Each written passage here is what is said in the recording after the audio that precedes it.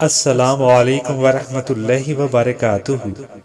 New way info کے پیارے دوستو، اللہ کے لامکان سے مقام میں آنے اور کائنات کو تخلیق کرنے سے شروع ہونے والے سلسلے تخلیق کائنات سے آج تک کا پارٹ 9 آپ دیکھ رہے ہیں۔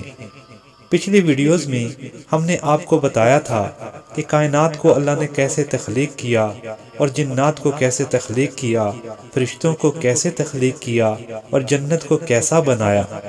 ان ویڈیوز کا لنک ڈسکرپشن میں موجود ہے۔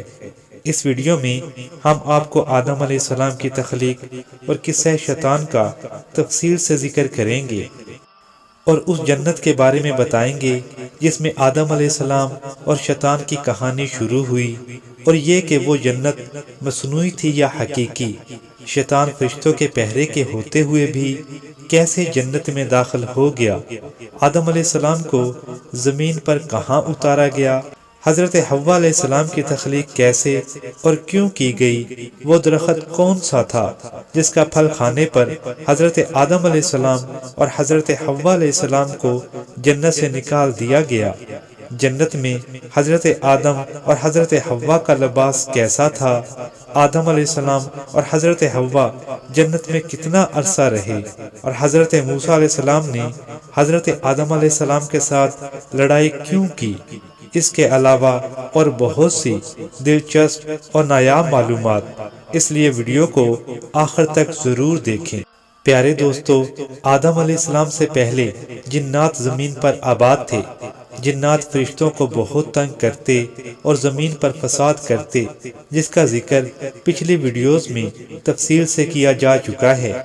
جب اللہ تعالیٰ نے حضرت آدم علیہ السلام کو پیدا کرنے کا ذکر فرشتوں سے کیا تو فرشتے کہنے لگے کہ اے ہمارے رب، تو ایک ایسی مخلوق پیدا کرنا چاہتا ہے جو زمین پر خون خرابہ اور فتنہ و فساد کریں گے، کیا ہم تیری تسبیح کے لیے کافی نہیں ہیں؟ تو اللہ تعالیٰ نے فرشتوں سے کہا کہ جو میں جانتا ہوں تم نہیں جانتے۔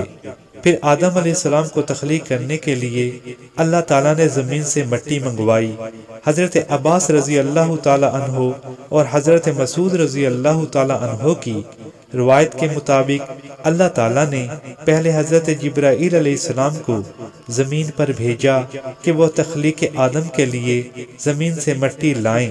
جب وہ زمین پر مٹی لینے کے لیے آئے تو زمین نے ان سے کہا کہ میں تم سے اللہ کی پناہ مانگتی ہوں، کیونکہ تم مجھ میں سے بہت سے نقائص نکال کر مجھے طرح طرح سے برا بتاؤ گے۔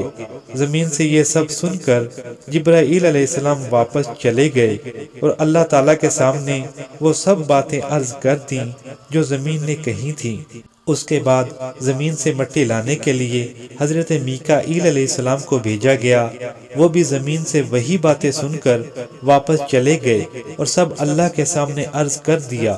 اس کے بعد حضرت اسرائیل علیہ السلام کو بھیجا گیا، زمین نے ان سے بھی وہی باتیں کی، لیکن انہوں نے کہا کہ وہ مٹی لے کر ہی جائیں گے، اور یہ کہہ کر انہوں نے زمین کے مختلف حصوں سے مٹی لے جا کر اللہ کے حضور پیش کر دی۔ اس کے بعد اس مختلف جگہ کی مٹی کو گوندھ کر یکساں کر دیا گیا، لیکن اس مٹی کی طبعی خصوصیات باقی رہیں جو بنی آدم علیہ السلام میں وہ پائی جاتی ہیں، مثلا رنگوں کا مختلف ہونا اور طبیعت کا سخت اور نرم ہونا وغیرہ۔ یعنی سخت مٹی کی وجہ سے کچھ انسان سخت اور نرم کی وجہ سے کچھ انسان نرم، اور اسی طرح کالے، سرخ اور سفید ہوتے ہیں۔ اس کے بعد اس گندھی ہوئی مٹی سے اللہ تعالیٰ نے اپنے دشت مبارک سے حضرت آدم علیہ السلام کا بت بنایا، اور بعض روایات کے مطابق وہ 40 سال تک ایسے ہی پڑا رہا۔ 40 سال کے بعد اللہ تعالیٰ نے اس میں روح کو پھونکا اور آدم علیہ السلام اٹھ کر بیٹھ گئے۔ کیونکہ فرشتوں نے آدم علیہ السلام کے بنانے پر اعتراض کیا تھا اور ان کو اپنے علم پر بھی فخر تھا، اس لیے اللہ تعالیٰ نے حضرت آدم علیہ السلام کو چند اشیاء کے نام سکھائے۔ وہ چیزیں کون سی تھیں، اس میں علماء کرام کا اختلاف ہے۔ بعض کے نزدیک وہ جانور تھے اور بعض کے نزدیک وہ بے جان اشیاء تھیں۔ پھر اللہ تعالیٰ نے فرشتوں سے ان چیزوں کے بارے میں پوچھا تو فرشتوں نے اپنی عاجزی ظاہر کر دی کہ وہ نہیں بتا سکتے۔ اس کے بعد اللہ تعالیٰ نے حضرت آدم علیہ السلام سے پوچھا تو انہوں نے سب کے نام بتا دیے۔ اس کے بعد اللہ تعالیٰ نے فرشتوں کو آدم علیہ السلام کے سامنے سجدہ کرنے کا حکم دیا تو سوائے ابلیس کے باقی سب نے سجدہ کیا۔ ابلیس سے جب سجدہ نہ کرنے کی وجہ پوچھی گئی تو اس نے کہا کہ وہ آگ سے بنا ہے اور آگ اوپر اٹھتی ہے، اور آدم علیہ السلام مٹی سے بنا ہے اور مٹی نیچے گرتی ہے، اس لیے وہ آدم علیہ السلام سے بہتر ہے، اس لیے وہ آدم کو سجدہ نہیں کرے گا۔ اور اس پر اللہ تعالیٰ نے اسے جنت سے نکل جانے کا حکم دیا۔ تو اس پر شیطان نے اللہ سے کہا کہ اگر تو مجھے قیامت تک کے لیے مہلت دے دے تو میں تھوڑے سے شخصوں کے سوا اس یعنی آدم علیہ السلام کی تمام اولاد کی جڑ کاٹتا رہوں گا۔ تو اللہ تعالیٰ نے فرمایا، مجھے میری عزت کی قسم، میں تجھ سے اور جو تیری پیروی کریں گے سب سے جہنم کو بھر دوں گا۔ حضرت ابن مسعود رضی اللہ تعالی عنہ سے روایت ہے کہ آپ صلی اللہ علیہ وسلم نے فرمایا کہ جنت سے ابلیس کے نکل جانے کے بعد آدم علیہ السلام وہاں تنہائی کے عالم میں اور پریشان سے ادھر ادھر پھرا کرتے تھے، تو اللہ تعالیٰ نے ان کی بائیں پھسلی سے اماں حوا کو تخلیق کیا۔ حضرت آدم علیہ السلام سو رہے تھے، جب اٹھے تو ان کے پاس ایک عورت مکمل لباس میں بیٹھی تھی۔ حضرت آدم علیہ السلام اس کو دیکھ کر خوش ہو گئے اور ان کی طرف ہاتھ بڑھایا تو اللہ تعالیٰ نے کہا، رکو، پہلے حق مہر ادا کر دو۔ جس پر آدم علیہ السلام نے کہا کہ حق مہر کیا ہے؟ تو اللہ نے کہا، میرے آخری رسول پر درود بھیجو، یہی حق مہر ہے، واللہ عالم۔ حضرت آدم علیہ السلام اور اماں حوا جنت میں رہنے لگے۔ اس میں اختلاف ہے کہ حضرت آدم اور اماں حوا جنت میں کتنا عرصہ رہے۔ کچھ روایات کے مطابق 100 سال اور بعض روایات کے مطابق 70 سال جنت میں رہے، اور بعض روایات کے مطابق ایک دن یعنی صبح پیدا ہوئے اور شام کو نکال دیے گئے۔ حضرت آدم علیہ السلام اور اماں حوا کو جنت میں ہر جگہ آنے جانے کی اجازت تھی سوائے ایک درخت کے قریب جانے کے۔ اس میں بھی اختلاف ہے کہ وہ درخت کون سا تھا۔ حضرت ابن مسعود رضی اللہ تعالی عنہ کی روایت کے مطابق وہ درخت اصل میں گندم کی بالی تھی۔ بعض صحابہ کرام سے روایت ہے کہ وہ انگور کا درخت تھا۔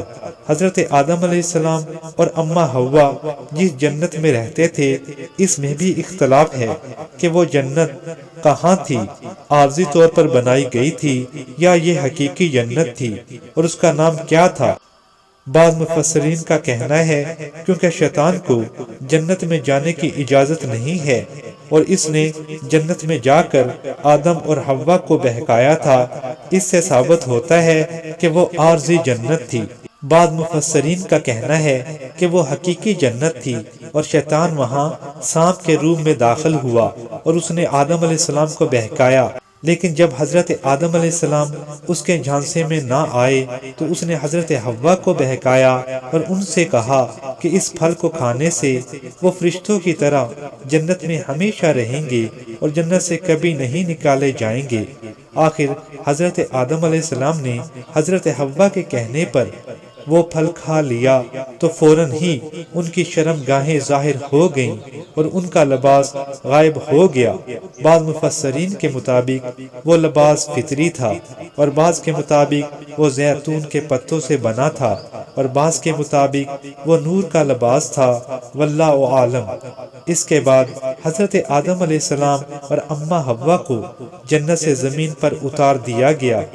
ابن عباس رضی اللہ تعالی عنہ سے روایت ہے کہ آدم علیہ السلام جنت سے زمین کے اس مقام پر اترے جو مکہ و طائف کے درمیان ہے اور جسے دہنا کہتے ہیں، جبکہ حسن بصری کا کہنا ہے کہ یہ آدم علیہ السلام کا نزول ہند میں ہوا اور حوا کا جدہ میں ہوا۔ ابن عمر رضی اللہ تعالی عنہ کی روایت ہے کہ حضرت آدم علیہ السلام صفا میں اترے اور حضرت حوا مروہ میں اتریں۔ حضرت ابو موسیٰ اشعری رضی اللہ تعالی عنہ کہتے ہیں کہ جب حضرت آدم علیہ السلام کو جنت سے زمین پر اتارا گیا تو ان کو تمام صنعتوں کا علم بھی عطا کیا گیا، اور اس کے علاوہ انہیں جنت کے پھل اور اس درخت کے پھل بھی عطا کیے گئے جس کو جنت میں کھانے سے وہ زمین پر اتارے گئے، یعنی گندم۔ حضرت آدم علیہ السلام اور اماں حوا بعض روایات کے مطابق 70 سال اور بعض کے مطابق 40 سال تک ایک دوسرے سے الگ تنہا روتے رہے اور یہ دعا کرتے رہے کہ اے ہمارے رب، ہم نے اپنی جانوں پر ظلم کیا، اگر تو ہمیں معاف نہیں کرے گا تو ہم تباہ ہو جائیں گے۔ حضرت عمر بن خطاب رضی اللہ تعالی عنہ سے روایت ہے کہ آپ صلی اللہ علیہ وسلم نے فرمایا، حضرت آدم علیہ السلام سے جب خطا ہو گئی تو انہوں نے دعا کی کہ اے میرے رب، میں تجھ سے بحق کے محمد التجا کرتا ہوں کہ مجھے معاف فرما دے۔ تو اللہ تعالیٰ نے ان سے پوچھا کہ تم محمد کو کیسے جانتے ہو؟ تو حضرت آدم علیہ السلام نے عرض کیا کہ جب تو نے مجھے تخلیق کیا اور مجھ میں روح کو پھونکا تو میں نے اوپر سر اٹھایا اور دیکھا کہ قوائم عرش پر لکھا تھا لا الہ الا اللہ محمد الرسول اللہ۔ تو میں نے سمجھ لیا کہ تو نے جس ہستی کا نام اپنے نام کے ساتھ جوڑا ہے وہ کوئی ایسی ہستی ہوگی جو اس کائنات میں تجھے سب سے زیادہ محبوب ہوگی۔